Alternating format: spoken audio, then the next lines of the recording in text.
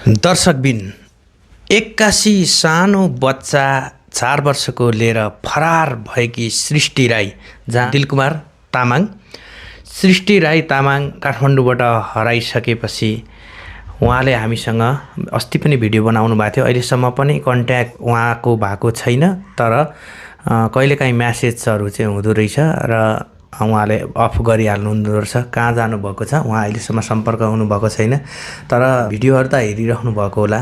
नमस्ते, म श्यामबहादुर भुजेल, स्वदेश विदेशबाट हेरिरहनु हुने सम्पूर्णमा एकमुष्ट नमस्ते सेवानु।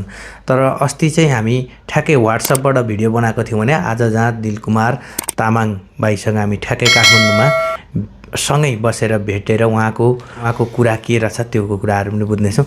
नमस्ते भाइ। नमस्ते सर। हजुरको नाम चाहिँ? दिलकुमार तामाङ। दिलकुमार तामाङ। हजुर। हजुरको श्रीमती हराउनु भयो? श्रीमती र बच्चा हराएको आज ठ्याक्कै 22 दिन भयो। आज 22 दिन भयो। हजुर।